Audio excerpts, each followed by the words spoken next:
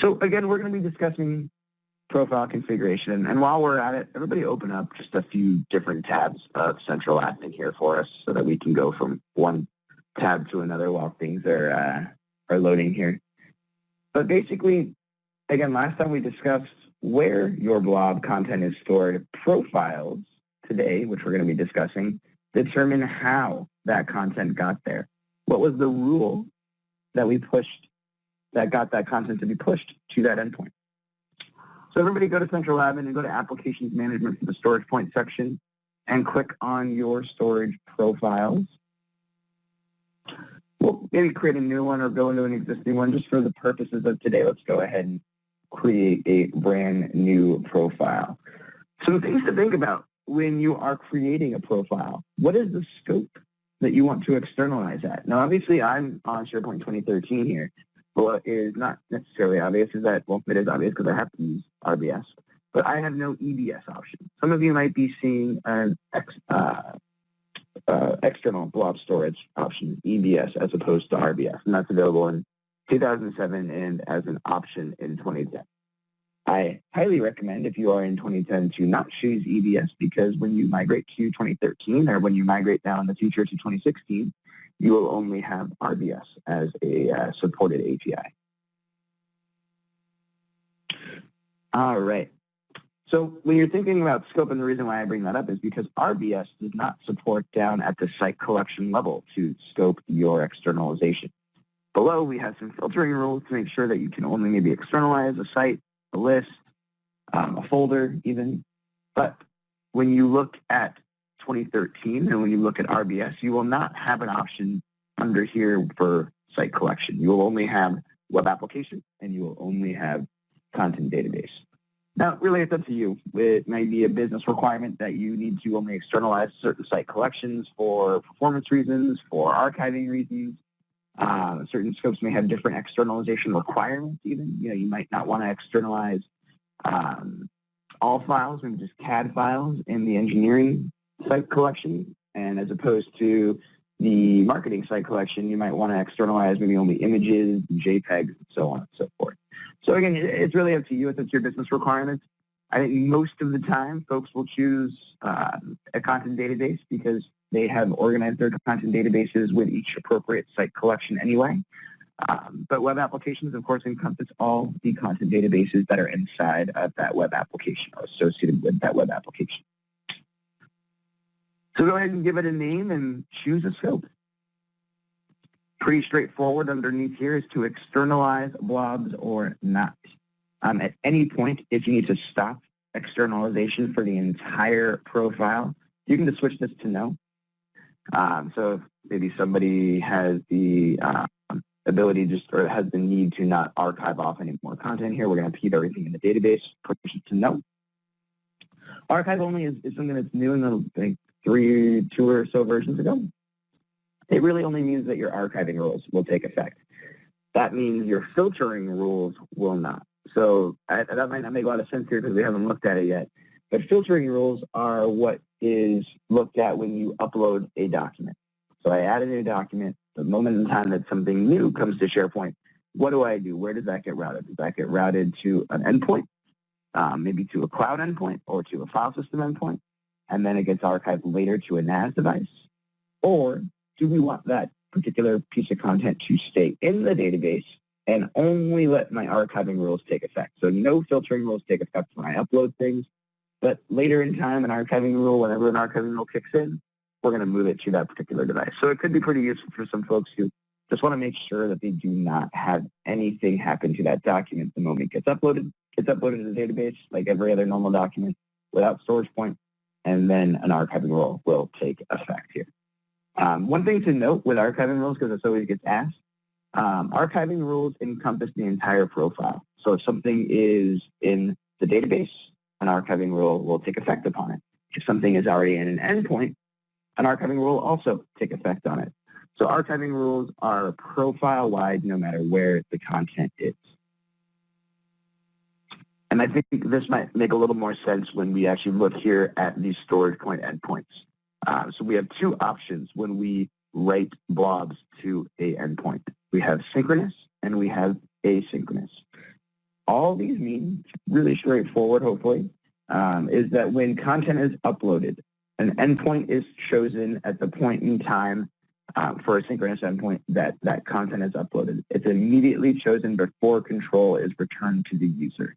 So for a synchronous endpoint, we basically go and say, no, there's no stopping in the middle anywhere. There's no stopping in SQL. There's no anything. We just go directly to that endpoint. Asynchronous, on the other hand, is when a blob is written to that system cache first. And we went over the system cache last time. It's only needed if you have the requirement to create an asynchronous endpoint. And you might have the requirement, which you're going to see in a little bit here, because there's different filtering rules available for asynchronous endpoints. That is the entire reason why we have to have an asynchronous endpoint. If you need to look at more than just the size of the document when it's uploaded, then you might want to have an asynchronous endpoint. If you know you're going to externalize everything, synchronous endpoints might be exactly what you need. You don't need to complicate anything in any way. You just want to push the endpoint based on size only to it. You might want to push the blob based on size only to the particular endpoint. So let's go ahead and look at the difference here. So I'm going to keep it on synchronous. We go ahead and add an endpoint, and you can see I can choose where it's going to be stored. I have my file system only endpoints here. I've got what I call my active content, my archived content, my CAS, my NAS device, maybe something for records, and something for my ultra-secure content, which has maybe a completely different encryption model than we provide, because you can actually plug your own encryption providers in. So pretty straightforward, right? I want everything to be uploaded directly to this active content tier to begin with.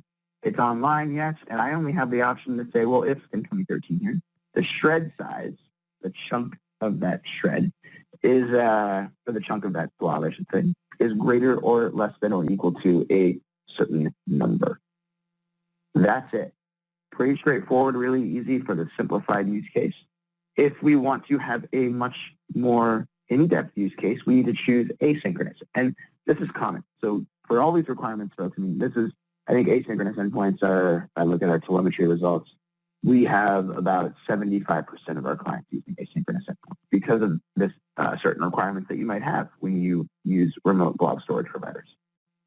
So same drop down, choose where it's going to go, active, archive, wherever it may be. But now you can see, well, for those particular endpoints, I want to be able to use the folder structure that SharePoint has. I want to use the file name in the blob store, and I want to use the extension. So that means when I go to look at my blob stores, and actually I'm going to show you guys here, ignore the fact that mine's on my local disk. I'm going to go to my active tier, and you can see it's in the folder structure of my SharePoint environment. So that's exactly what this is asking for. You want to use the SharePoint folder in the blob store. Okay, I did. Let me go to my site then. And then I want to go and use the site name, Finance, HR, Marketing, Metalogix Academy.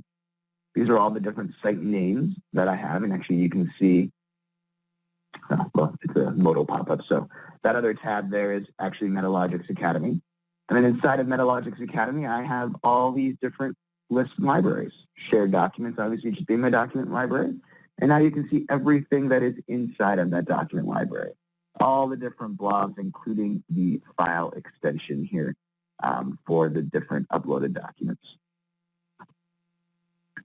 So it does make the file system, the blob store, wherever it may be, a bit more readable than just pushing the actual blob there to that endpoint. You can see you do have more options. Maybe you want a filtering rule not only based on shred size, but actually you don't want it based on shred size at all. You want it based on the total file size.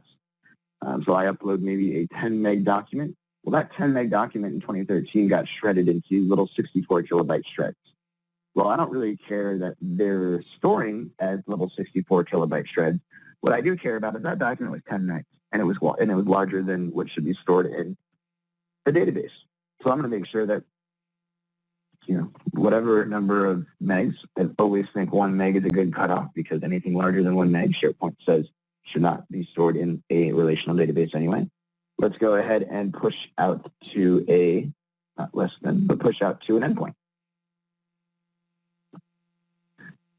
Also have file types. maybe some folks want to only archive or only externalize JPEGs, images, PDFs, so on and so forth. You also have the option for different hierarchical scopes and different metadata. Now, I haven't even chosen a scope yet here, so that's why nothing is showing up. Let me just choose one. Might make a little more sense if I actually have a scope applied to my particular endpoint here. Let SharePoint wake up here for a little bit. So here we are going to choose the content database associated with this profile here, and I'm just going to go back to the endpoint and show you some really cool little tricks here. So again, file size might be one of your filters. Let's go for greater than 124 KB. You might want to only externalize JPEGs. You can just comma separate a list of extensions that you would like to externalize or exclude from your filtering. And then you can see little ands pop up here. Switch those and your query becomes an OR query.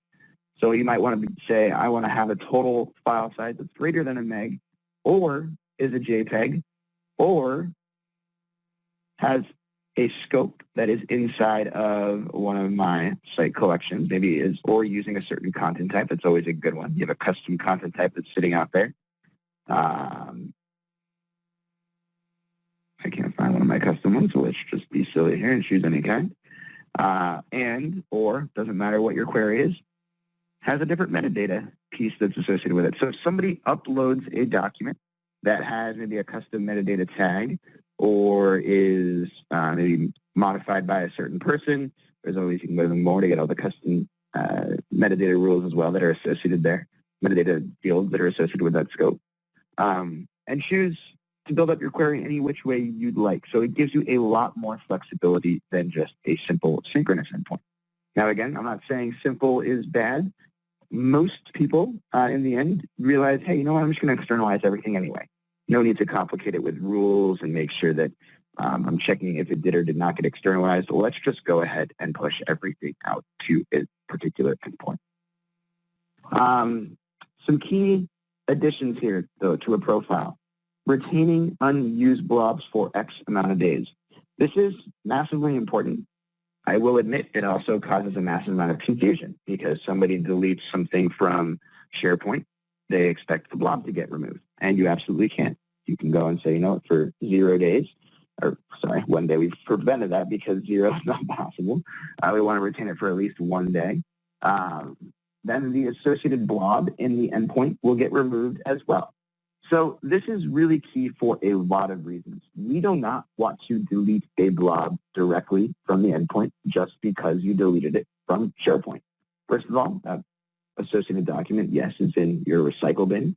It's actually still associated with SharePoint until another job runs on the back end that completely removes it from SharePoint altogether. But for the purposes of StoragePoint, we have what's called an orphaned blob cleanup job to remove any of these blobs where the time for them has been reached. The time to retain them has been reached. So on day 31, by default, any SharePoint object that you have removed will be deleted, and the blob itself will be removed in 31 days. Based on that orphan blob cleanup job. And what we do right away is we mark the blob for deletion. Actually, in our system health report that we saw last time, you will see all blobs that are marked for deletion. And then once that blob is marked for deletion, the timer counts down until that threshold is reached. This is important for another reason. When we retain unused blobs, your content databases still have that reference there in place. Now, that means if you do SQL backups, you have a SQL backup retention period for maybe about 30 days, or you're 180 days, so however long you're required to keep backups for.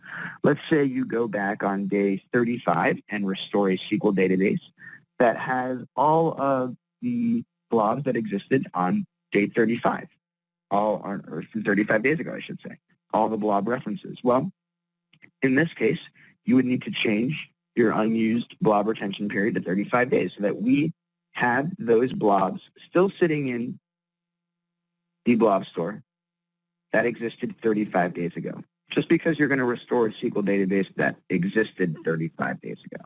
So it's there to even support your out-of-the-box backup methodologies. Again, if you are restoring a SQL database, you want to retain blobs for an equal amount of time that you retain those SQL databases for. It's also important if you're using any other third-party backup products, by the way. So this way that the blobs will always be there in that endpoint when you do any kind of restore. Okay, quickly here at the end, single instancing. We basically use a cryptographic hash on every profile that that have been uploaded. So we keep this basically to make sure that we do not have a duplicate file if it already exists. So if your SAN or NAS device actually even supports single instancing itself, we actually prefer that you even use that hardware functionality. So if you sort of know anything about single instancing, I'm not saying I'm a single instancing expert. That's why the guys behind the guys are always doing the work. That's what I always say, which is our fantastic team of developers. Cryptographic hashes is software single instancing. Hardware single instancing will always be better at deduplication. And the reason for that is because we have to use an enormous amount of CPU utilization if single instancing is enabled. So at least keep in mind that you need to have the available resources, because it does use a large amount of CPU, or your third-party NAS or SAN device that does deduplication is actually a preferred methodology here. Okay. Last access date retention. Also really cool. An extra cool feature because SharePoint does not expose when you view a document to us. You know when the document was last modified. You know when it was created. But for the purposes of our aging archiving rules, when a document has maybe not been viewed in 180 days, that is quite different than when a document has not been modified in 180 days. Maybe your aging rule says that if a document has not been modified in 180 days, then go ahead and archive it off. But who knows how many times that document has actually been viewed. So if people are just viewing documents, you have the ability to say, based on the time it was last accessed, just simply opened up and viewed, you can move it off to a different endpoint and archive it off to a different storage tier.